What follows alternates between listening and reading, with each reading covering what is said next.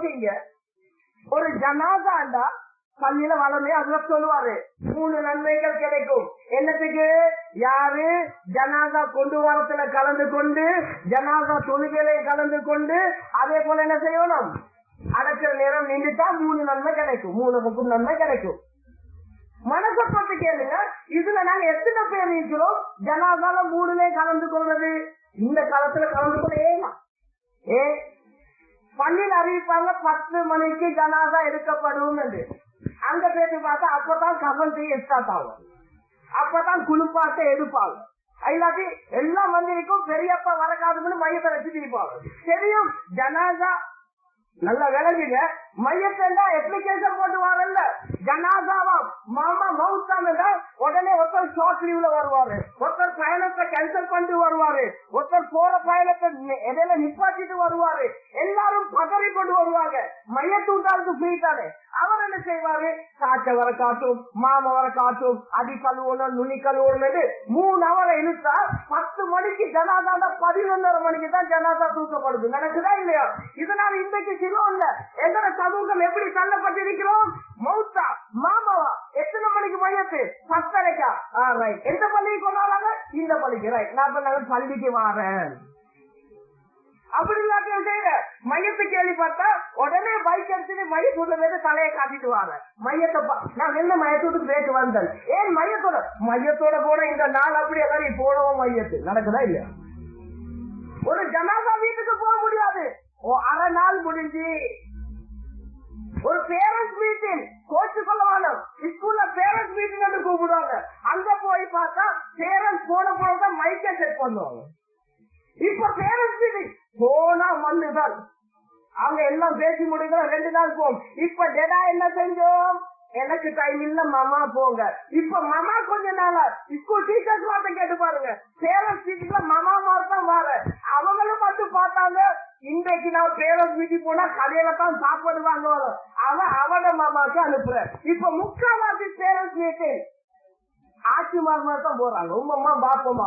அதுக்கு அவனுக்கு எப்ப இல்ல, அவன் பேசுக்கொண்டு மகள் எப்ப வந்தா சோமாயிக்கோ நீங்க தாழ்ந்தமாக கேட்டுட்டு அரைவாசி காசுல அரைவாசி மூக்குல வந்து வீட்டுல வந்து நாளைக்கு லீவா அத கூட அப்படி இருக்காது. அது கூட உமா மறு டீச்சர்ட்ட கால் பண்ணி கேட்கிறேன். நடக்குதா இல்லையா? இன்னைக்கு பேரண்ட்ஸ் மீட்டிங்க்கு போகலாது. அங்கவே இதே சப்ஜெக்ட ஸ்கூல்ல கேட்டு பார்த்தா அவங்க என்ன சொல்லுவாங்க, நாங்க 7 மணிக்கு டீச்சர்ஸ் மாதிரி வந்துட்டோம், 40 புள்ளேர் 80 புள்ளேர் 30 புள்ளேர் தான் பாப்பா மாதிரி வந்துருக்குது, வராம செய்யலுமா? ஸ்கூல் இல்ல, மத்தபடி ஆளாட்ட பாருங்க. மார்க்கத்தை சொல்லிக்கொள்ளக்கூடிய மற்றபடி ஆளாட்டு இதுதான். 250 மாணவர்கள் ஓடக்கூடிய ஒரு மக்தபுக்கு போனா ஒரு 75 மாணவர்கள் பெற்றோர் தான் வந்திருக்க. மற்ற இந்த ஈசா நபிமாய் பிறந்தார்களா பாப்பா இல்லாம இல்ல. என்னன்னு கேட்டா அவங்க தேவாங்காய் வரக்குள்ள அதுக்கு மேல உட்கார்ந்து பார்த்து கொண்டிருக்கிற 12 மணிக்கு தான் கடைசியாக வந்து சேருவான். என்ன நடக்குது, அங்க மேலால அவங்களும் கீழால இவங்களும். இப்ப முடிவு நடுவுல மாற்றுவது புள்ளேல். பெற்றார் வீட்டில் பெற்றார் இருந்தால் டீச்சர்ஸ் இல்ல, டீச்சர்ஸ் இருந்தா பேரண்ட்ஸ் இல்ல.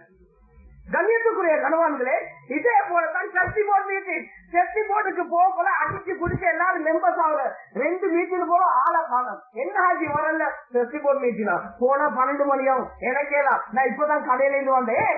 2 சப்ஜெக்ட் வாழ்விற்கு வாழ்விற்கு பின்னால செலவாஸ் முன்னால செலவாஸ் பேசுறதா இல்லையான்னு மசூதா பண்ணி உட்கார்ந்துட்டு அமெரிக்கா போய் ரஷ்யா போய் சைனா போய் எல்லா கதையும் காட்சி சொந்த பள்ளியிட கதையை கதைக்க போல 12:30 மணி ஆகிடும். தூக்கி முடிச்சுட்டு போயிடுவாங்க. இல்லேன்னுமா இல்லேன்னுமா இன்னைக்கு நிர்வாக சபை மீட்டிங் நான் கேட்கிற நிர்வாக சபையிட்ட ஷாப் டைம்க்கு ஆரம்பிச்சு ஷாப் டைம்க்கு முடிக்க எத்தனை சர்ச்சி போர்டு மீட்டிங் நடக்குது இல்ல. நாங்க நேரத்துக்கு செஞ்சு பலவல்ல.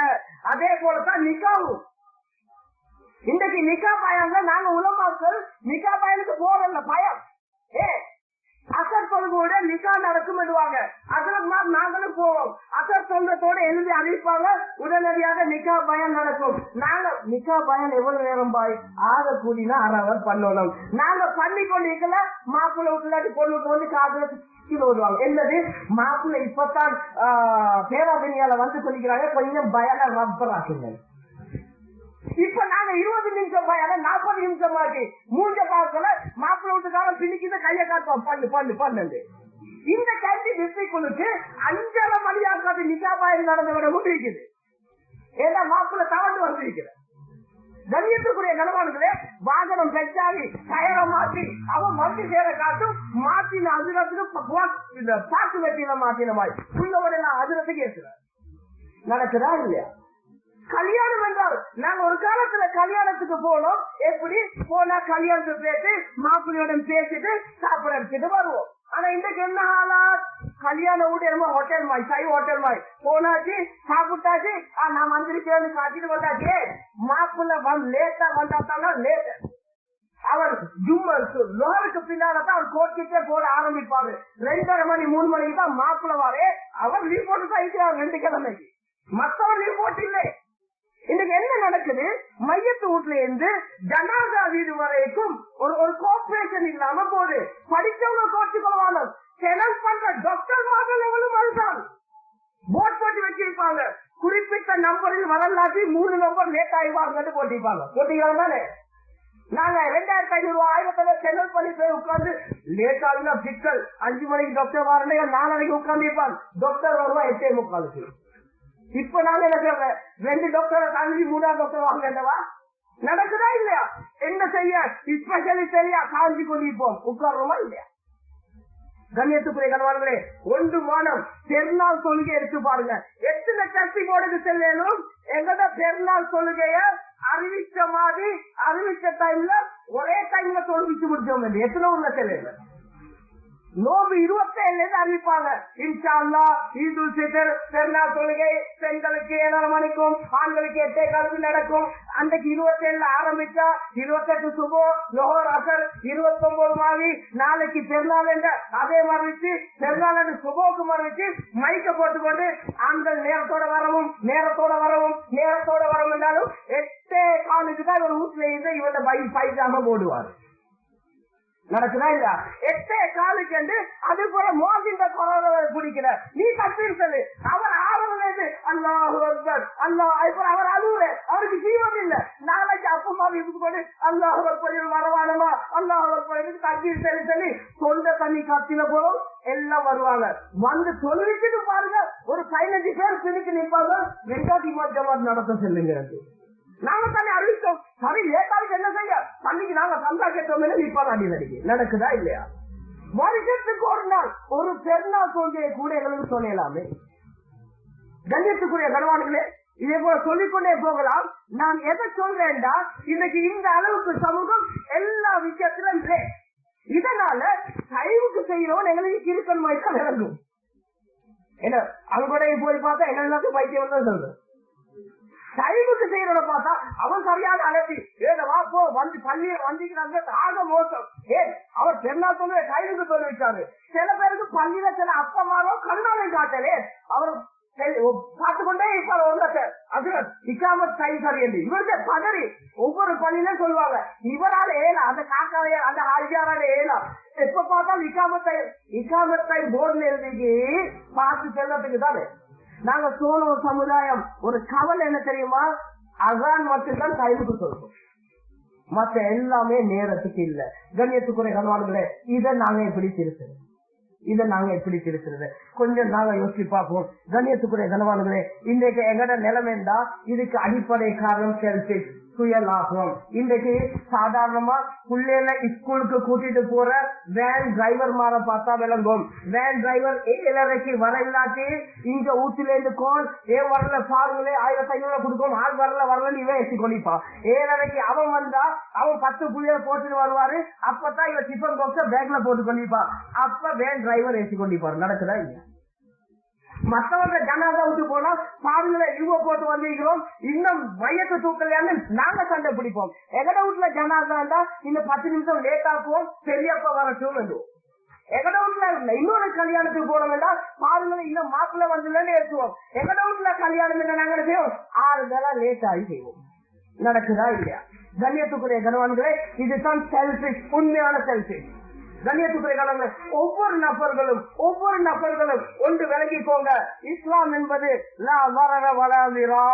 எங்களையால மற்றவங்களுக்கு பிரச்சனை வரப்படாது, மற்றவங்களால எங்களுக்கு பிரச்சனை வரப்படாது. இதுதான் இஸ்லாம். கண்மணி ஸல்லல்லாஹு அலைஹி சொன்னார்கள், எங்களையால மற்றவங்களுக்கு எவ்வளவு லேசாகணும் என்றால், மன் ஃபர்ரஜ அன் முஸ்லிமின் குர்பத்தன் ஃபர்ரஜல்லாஹு அன் குர்பத்தி மின் குர்பத்தி யௌமில் கியாமா. எந்த ஒரு மனுஷன் உலகத்துல ஒரு மனுஷன கஷ்டத்தை போக்குவானோ அல்லாஹ் தஆலா கியாமத்து நாள்ல அவனோட கஷ்டத்தை போக்குவான்னு சொல்லிட்டாங்க. நாங்க எப்படி இருக்கணும்? மன் சலிமல் முஸ்லிமோட மின் லிசானிஹி வ யதிஹி. ஒரு முஸ்லிம் அவன கையால நாக்கால எதாலையும் மக்களுக்கு தீங்கு வரப்படாது. இதுதான் முஸ்லிம் இஸ்லாம் சொல்லி தந்தது. இதனால நாங்க என்ன செய்யறோம்? ஒரு மனுஷன் ஒரு தாமதம், ஒரு 10 பேர் நடக்கிற மீட்டிங், ஒருத்தர் லேட்டா 6 பேர் அதே போல லேட் ஆகினாங்கடா, ஒரு 10 பேர் ஒருத்தர் 6 நிமிஷம் லேட் ஆகினா மொத்த 1 hour டைம் வேஸ்ட் ஆகுது. ஒவ்வொரு விஷயத்திலும் நாங்க எப்படி திரும்ப போய் பழகிக்கிறோம்? இன்றைக்கு டெஸ்டி போர்டு மீட்டிங், இன்றைக்கு 2 கிழிச்சிட்டு வரணும், 9 மணிக்கு மீட்டிங் தான் நாங்க 8 மணிக்கு உட்கார்ந்துருக்கோம். எங்களோட பிள்ளைக்கு சார் அடிச்சுக்கிறாரு, பேரண்ட்ஸ் வீட்டுல பேரு கேட்கிற 2 கேள்வி வேண்டாம், பேரண்ட்ஸ் மீட்டிங் ஸ்டார்ட் ஆகுது போயிருக்கும். நிர்வாக சபை தேர்தல்ல நான் ஒரு மெம்பர் ஆகணும், நோர்லேருந்து பள்ளியில உட்கார்ந்துருக்கோம். எங்களுக்கு தேவை வரும் பொழுது நேரத்தோட போவோம், நேரத்துக்கு செய்வோம், நேரத்துக்கு முன்னால செய்வோம். எங்களுக்கு தேவை இல்லைன்ற நேரம் நாங்க கேளு. கண்ணியத்துக்குரிய கணவான்களே, தெளிவு பெறுங்க. ஆக பெரிய ஒரு இழப்பு இன்றைக்கு எங்க சமூகத்துக்கு நடந்து கொண்டிருக்கிறது. இதனால நான் ஆரம்பத்துல சொன்ன மாதிரி பிள்ளைகளோட ஸ்கூல்ல இருந்து, மக்தப்ல இருந்து, கல்யாணத்தில இருந்து, ஜனாதா இருந்து எங்கட முஸ்லீம் சமூகமே இந்த அளவுல போய்கொண்டு ஆக பெரிய நஷ்டமான செய்தி. ஆகவே இந்த வார்த்தை மாறணும். நாங்க சும்மா சொன்னாலும் சோழவர் டைமா வெள்ளக்கார டைமா இல்ல பாய், சோழவர் டைம் தான், இஸ்லாமிய டைம் தான் முழு உலகமும் இன்றைக்கு செஞ்சு கொண்டிருக்குது.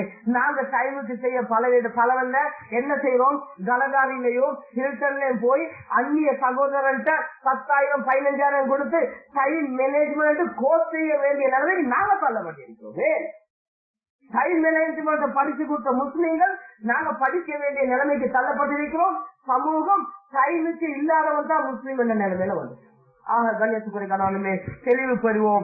ஆக லேசான முறை ஒரே வார்த்தையில் சொல்வதாக இருந்தால், எந்த ஒரு விஷயம் செய்வதாக இருந்தாலும் செய்யறதுக்கு முன்னால நான் இத்தனை மணிக்கு போவேன், இத்தனை மணிக்கு வருவேன், ஒரு மீட்டிங் இத்தனை மணிக்கு ஸ்டார்ட், இத்தனை மணிக்கு முடியும், ஒரு பயணம் இத்தனை மணிக்கு வேன் வரும், இத்தனை மணிக்கு போவோம். இப்படி ஒரு விஷயத்தை செய்யறதுக்கு முன்னால சூரா பைனக்கும் எங்களுக்கு மத்தியில மசூரா பண்றது, ஒரு டைம் குறிப்பிடுறது, நடந்தோ நடக்கலையோ அந்த நேரத்துக்கு முடிச்சு பழகும் என்றால் பெரிய ஒரு வெற்றி எங்களோட உம்மத்துக்கு அல்லாஹ் ரப்பல் இஸ்ஸத் பேசி எனக்கும் கேட்ட உங்களுக்கும் தெளிவை தந்தருவானாக.